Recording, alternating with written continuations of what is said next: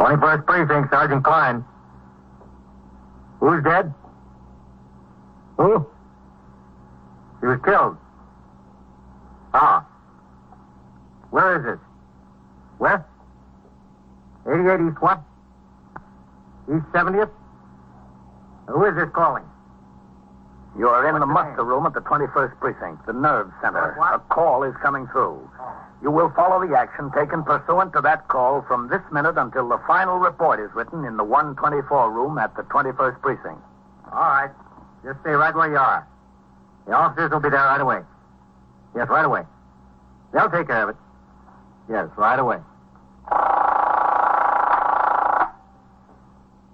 21st Precinct. It's just lines on a map of the city of New York. Most of the 173,000 people wedged into the 9/10 of a square mile between Fifth Avenue and the East River wouldn't know if you asked them that they lived or worked in the 21st. Whether they know it or not, the security of their persons, their homes, and their property is my job. My job and the job of the 160 patrolmen, 11 sergeants, and 4 lieutenants of whom I'm the boss. My name is Kennelly, Frank Kennelly. I'm captain in command of the 21st. What makes a city? Not buildings, not subways, not business. People make a city. From dawn to midnight, from midnight to dawn, people will pour their lives together and stir up a city where even love can lead to death.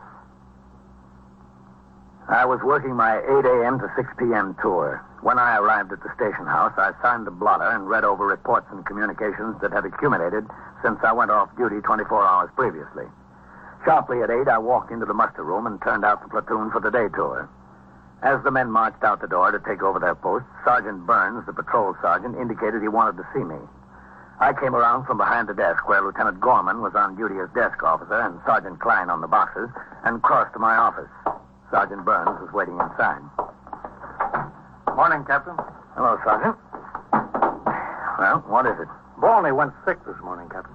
Yes, I noticed it on the roll call. What about it? Well, he's been riding in Sector Car 2 with Warren. Yes, I know it. Listen, what's this UF-61 here? It says a radio stolen from a parked car. What kind of radio? And where was the car parked? I can't sign a report like that and send it on to division. Was that on my tour, Captain? Yesterday, yes. Don't you look these things over before they're written up? How did he get by you? Whose is it? Parker. Check his memorandum book and see if he's got the facts himself. If he hasn't, get on his tail. Yes, sir. All right. What about Bolney? Well, he's been riding as a recorder in Sector Car 2 with Warren. Yes? I noticed they hadn't been getting along so well together, always scrapping about who's going to take what pinch and so forth. No complaints to me, but I could see this had been going on. I warned them that I'd split them up if they didn't knock off. Well, it kept going on. After the tour yesterday, I told them I was going to put them both on fixed posts today. And Bolney went sick this morning? Yes, sir. Well, how about Warren? He's swinging. You think Bolney's malingering? He looked all right yesterday afternoon, Captain. Did he? Yes, sir. Sergeant Klein. Sergeant, get me the reserve surgeon, will you? Yes, sir. Captain, looks like we've got a bad homicide. Where? The boy's hopping, Captain. I got 4 or 5 calls. All right, I'll be out. Says it looks like we've got a bad homicide. Where's that? I don't know. The board's jammed up. That's right, 88 East 70th. All right. That's all we know about it. Call came through CB. I caught it on the air. Okay. I'm sorry, Captain. That's all right. What do we got? It came over the air as a Signal 32 ambulance responding. I rang down to CB and they told me a woman called in, the maid, apparently. She got to work this morning and found the lady's body. Homicide for sure? She was a little hysterical, that's what they gathered. No name? No, sir, not yet. Well, did you notify the detectives? Yes, sir, just now. That's the press again. They've been burning in here since the call was put out. 88 East 70th, that's a good address. 21st Precinct, Sergeant Klein. Let's take a ride over there, Morley. Yes, sir. Look, you know as much about it as we do. Call didn't even come through here. The detectives are just now on the way. I just know I about gave instructions to the desk officer to reach the surgeon on reserve by telephone with a request to visit the home of Patrolman Bolney, who reported sick under circumstances which indicated he might be attempting to evade disagreeable duty. Then with Sergeant Burns, I drove to 88 East 70th Street, the scene of the reported homicide. The house was a 4-story white stone mansion built early in the century and converted within the last 10 years to an apartment building, 1 apartment on each floor. One of the sector men had been posted at the street door to keep the curious out of the entrance hall. He told us the occurrence did, in fact, appear to be homicide. We went inside and took the small self-service elevator to the 3rd floor. The door to the apartment was standing wide open. The place was magnificently furnished. There were thick wall-to-wall carpets. I went over to talk to the maid who sat on the living room couch. She still wore the hat she had on when she arrived at work. Oh, Miss Edith. I'm Captain Kennelly. She was so beautiful, so beautiful. To walk in the bedroom like that and find her sprawled out, cold. Did you call the police? Yes, sir. I called the police. When I first opened the door of the apartment, I knew there was something the matter. I knew it. The television was on, newspapers, grasses were all over the front room, ashtrays full up. Miss Edith never left anything like that. Looks pretty straightened up in here now. Yes, sir. I turned off the television and picked up a little. Then I walked back to the kitchen. That's when I saw her. The minute I saw her, I knew it. Laying on the floor there in the bedroom, just stretched out. That yellow hair she had all turned everywhere. And she always had it so neat. So neat, mister. What's your name? My name? Yes. Doris. Doris Ramsey. Ramsey? No, sir. With an O. My family spell it with an O. Head bashed in like that. Who could do something like that to Miss Edith? She never hurt anybody in the world. Never anybody in the world. So kind and nice. Where do you live, Doris? 134th Street. Where on 134th Street? 46 West. Poor Miss Edith. Poor sweet little thing. Excuse me, Captain. Never hurt Yes? nobody. Ambulance Nobody. crews here. Only Oh, well, you good. better keep them out in the corridor. The fewer people walking around in here, the better. Yes, sir. I'll tell them. Her name was Edith Camden? Yes, sir. Edith Camp. Yes, sir. Mm-hmm. Does she have any family? No, sir. No family. At least not in New York. She comes from Texas. She's got brothers in Texas. 2, I think. Poor, sweet little girl. So sweet. She must have been pretty well off to live in an apartment like this. Did she live here alone? Yes, sir. All alone. She wasn't married. No, sir. Was she ever married? No, sir. Not that she told me. Did she go to business? What do you mean? Well, I mean, did she have a job or anything like that? Oh, no, sir. Not Miss Edith. Well, what did she do? She had a friend, Captain. Oh. Hello, Captain. Oh, hello, man. Doris, this is Lieutenant King. He's in charge of the detectives who'll take over this case. Yes, sir. You tell him everything he wants to know. Yes, sir. Poor Miss Edith. I don't know what I'm going to do without her. I couldn't work for nobody else. Nobody else. Where is it, Captain, in there? Yeah. Let's take a look. You sit here, Doris, all right? Yes, sir. It's all right. I'm not going no place.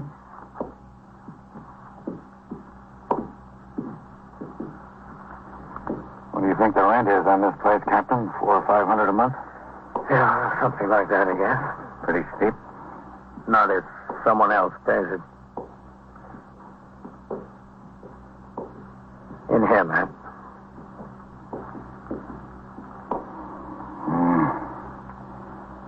Pretty dress she was wearing.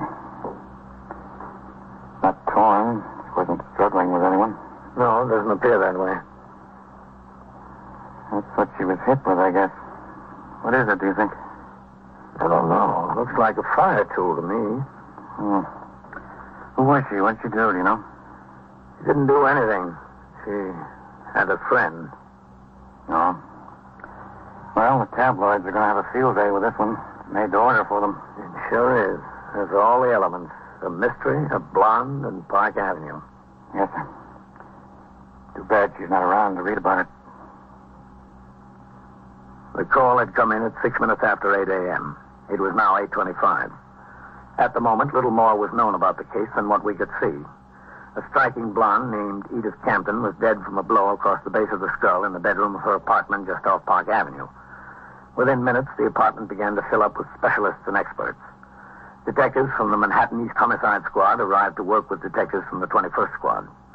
As required, the chief medical examiner and the New York County District Attorney were notified. Latent fingerprint experts and a photographer from the police laboratory were summoned. Superior officers of the detective division, who had been notified in accordance with the manual of procedure, began to arrive on the scene. At 10 minutes before 9, when I left the apartment, the investigation was well underway. I instructed Sergeant Burns to have his men resume patrol as soon as possible. On the street, a considerable crowd had gathered. The press was out in force. I suggested they direct their questions to the chief of detectives, the commander of the Manhattan East Homicide Squad, and the district attorney's office. At 5 minutes after 9 o'clock, I returned to the precinct house. Hello, Captain. Sergeant? Excuse me, this board has been humming.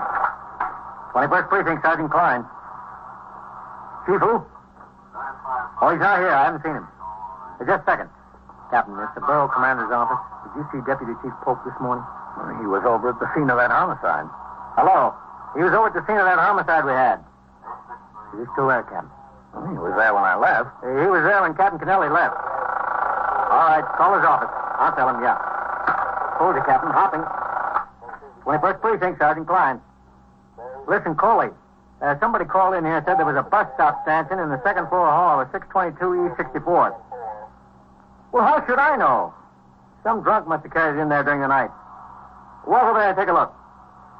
Yeah. All right. How should I know how the stanchion got my call? Did you hear from the surgeon on reserve, Sergeant? No, sir, not yet. How's this homicide look? Pretty heavy, Sergeant. Well, that's all we need around here now. Another Lonergan case. What else is doing, Sergeant? A car struck a pedestrian on Lexington Avenue in 60th. Bad? The man got up and walked away from it. Then he decided his back hurt and he went into Metropolitan. Did we hold the driver? No, sir. The man walked out from between two parked cars and right into the side of the automobile. Just given a summons for faulty brakes. 21st Precinct, Sergeant Klein. The detectives are all out. Can I help you? Well, that's what the detectives are all out on, that homicide. No, I don't know anything more about it. Okay. You're welcome. Some guy from the journal. You'll have that all day, Sergeant. You might as well be ready for it. I know. What's it look like, Captain? What do you mean? Any idea who killed her? I just started looking into it when I left. How was she killed? With a fire tool, apparently. Right. Listen, what time have you got Farrell and Eisman down for their meal? 12:30 to 1 for Eisman, 1 to 1:30 for Farrell, Captain. Well, switch them around because I want the car at 1 to take me downtown to Division. Yes, sir. Let Eisman take his meal at 1 and put him on post until Farrell gets back with the car. She was supposed to be a pretty good-looking head, Captain. Yeah, I imagine she was. And one of those fellows from the press told me she won a beauty contest in Texas 7 or 8 years ago. That's how she first happened to come to New York. Judges picked her unanimously. Texas Venus, they call her. Did they? I wonder what the judges would have called her if they'd seen her this morning. Homicide is, of course, the most serious crime on the books. But it's not very often that detectives are called upon to deal with a murder mystery typical of detective fiction in which the guilty party must be singled out from among a number of known suspects. Nearly all homicides fall into two other categories. Either they're crimes committed in the heat of passion with the killer readily identifiable and easily apprehended, perhaps within minutes after the act, or they're felony murders committed during the course of robbery, burglary, or rape, in which case the killer seldom had any previous connection with the victim. In the case at hand, there was an element of mystery. At 20 minutes past 10 a.m., I had finished reading and signing reports and communications. Captain Kennelly. Sergeant Klein, Captain.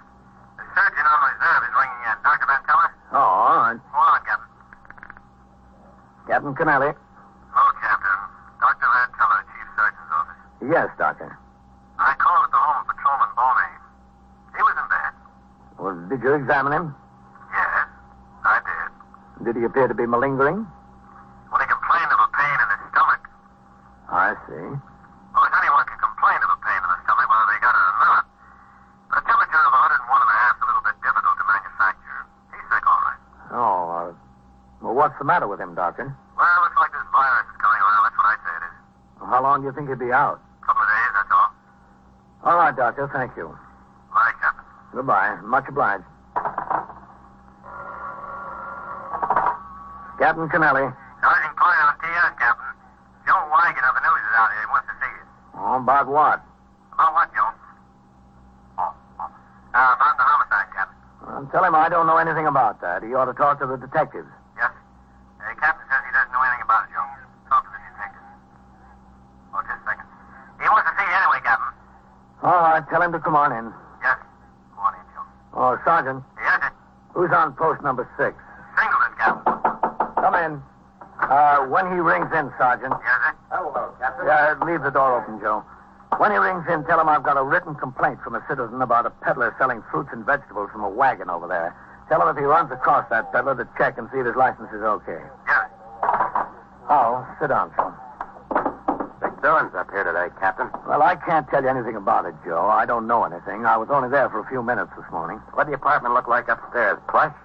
Yeah, it was plush, if you want to call it that, but you better talk to Lieutenant King or the Chief of Detectives or the Homicide Captain. They've got it all over there. We don't know anything here. But, Captain, I got tired of waiting out on the street. I saw all the big brass going in and none of them coming out. You get tired of standing first on one foot and then the other. What's the deal?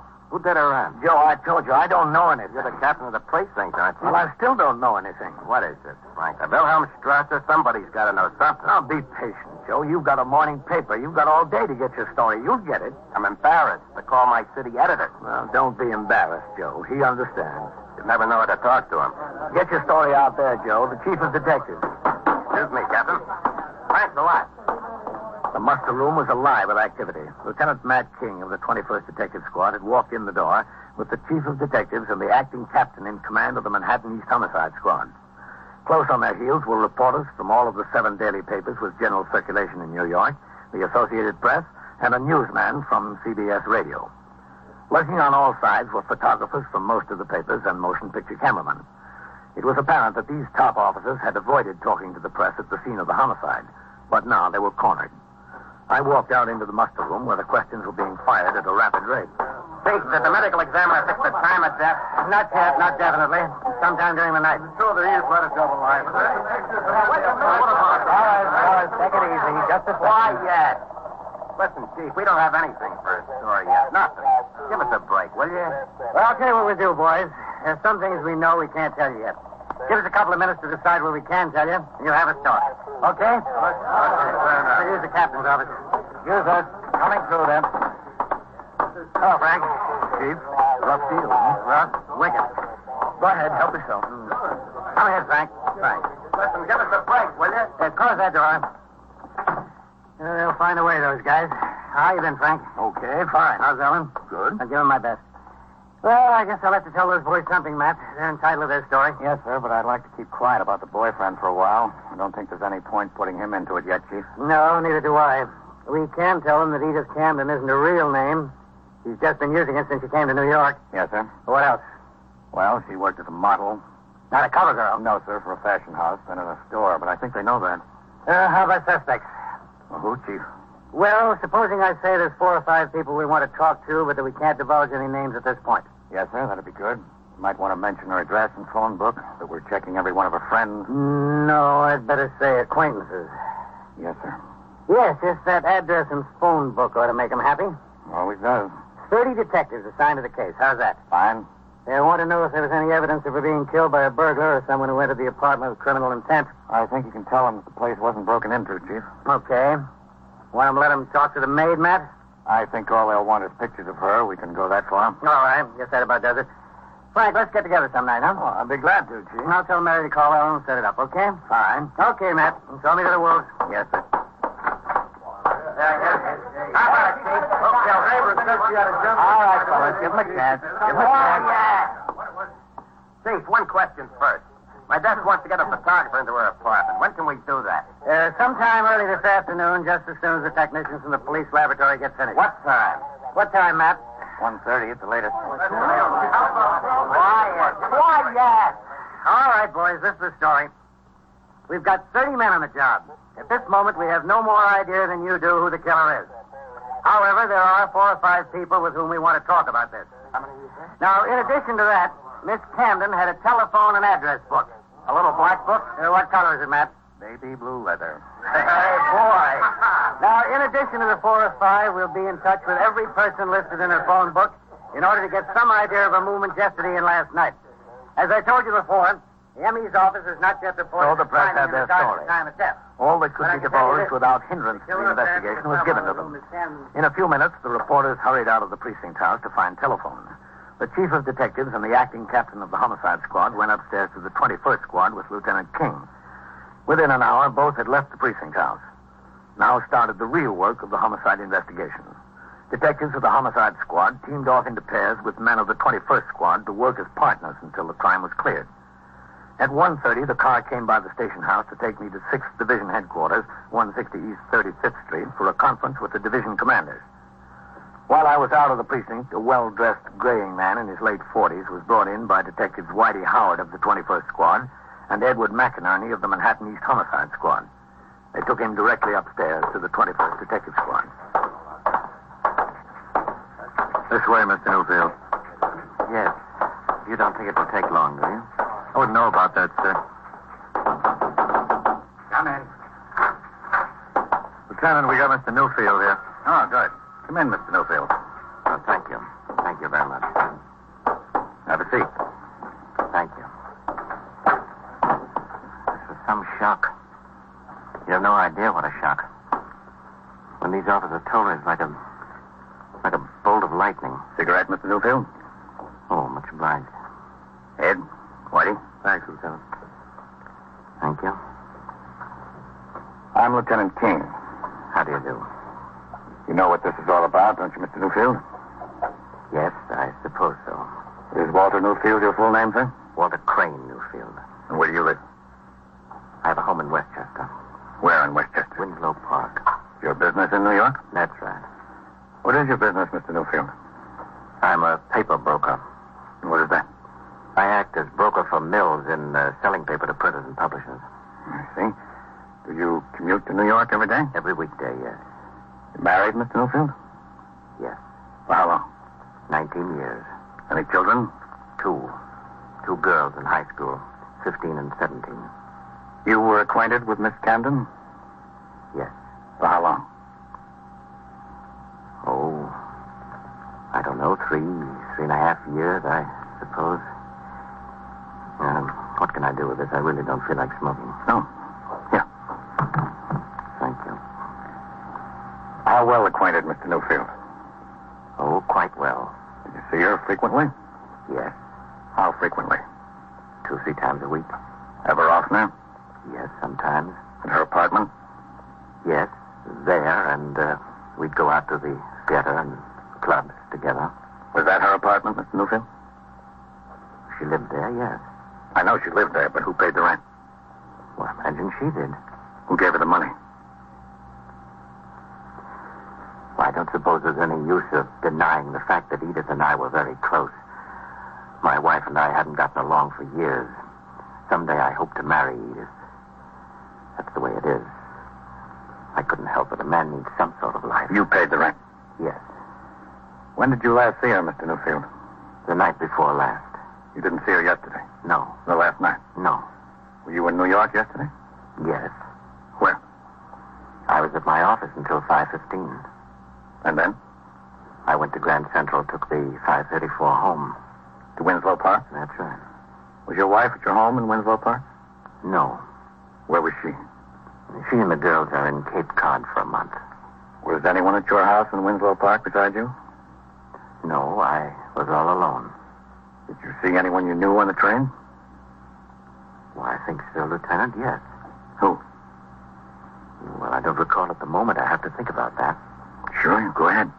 Think about it, Mr. Newfield. Lieutenant, I know this can't help coming out. This whole thing is bound to get in the papers. I don't care about myself or what anybody says about me, but those two young girls of mine, this is going to be terrible on them. Just terrible. It'll be worse on them, Mr. Newfield, if you continue to tell us lies. Well, I haven't told you any lies. Just said you didn't see Miss Camden last night. That's a lie, isn't it? No, it isn't. Said you were home in Winslow Park last night. That's also a lie. We know you never left New York. How about the truth, Mr. Newfield? How about the truth? Well, I don't know what to say. I don't know what to do. I haven't had time to think. I have nothing in the world but those two girls. Please think of them. That was your job, Mr. Newfield. I've got mine. The interrogation of Walter Crane Newfield continued. So did my conference at division headquarters. It finally broke up at 3 p.m. Patrolman Farrell drove me uptown to the 21st. I instructed him to pick up his partner and resume patrol. He drove away, and I walked up the steps and into the muster room.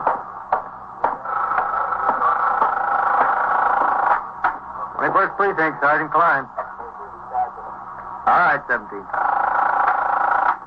Hello, Captain. What's doing, Sergeant? It's nothing like this morning, sir. That's good. Where's Lieutenant Gorman? I'm filling in for him, Captain. DA's office called for him to come down in a hurry. Yeah? A burglary case went to that this afternoon, which he made the arrest when he was a sergeant in the 64th last winter. Well, this is a fine time to let us know, isn't it? Well, the boy was going to take a plea, but he decided to stand trial at the last minute. Oh. All right. Stand right up to the desk there, would you please? Here. Okay, Whitey, book him in. Yes, sir. Just a second. Hello, Matt. Captain. Walter Train Newfield. Matt? Yes, Captain? What's this? That homicide. Middle name is C-R-A-N-E. Train? Is that right? Yes, that's right. That's fast work. He got twisted up in his own lives. N-U-F-F-I-E-L-D. How'd it happen? When he finally told us, he said she was going to break it off. She had a guy she wanted to marry. Age? 47. He was so enraged he picked up a fire iron and hit her over the head. What's the charge? Murder first.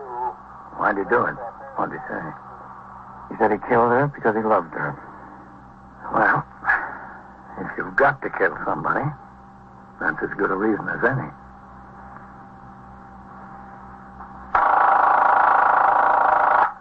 '21st Precinct, Sergeant Klein.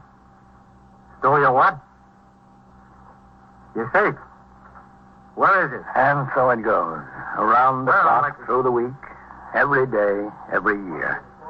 A police precinct in the city of New York is a flesh and blood merry-go-round. Anyone can catch the brass ring. Or the brass ring can catch anyone. 21st Precinct, a factual account of the way the police work in the world's largest city, is presented with the official cooperation of the Patrolmen's Benevolent Association, an organization of more than 20,000 members of the Police Department, City of New York. Everett Sloan in the role of Captain Kennelly, Ken Lynch as Lieutenant King. Featured in tonight's cast were Lawson Zerby, Wendell Holmes, George Petrie, Joseph Julian, Frank Reddick, Eric Dressler, and Rosetta Lenoir. Written and directed by Stanley Ness, produced for CBS Radio by John Ives. Art Hanna speaking.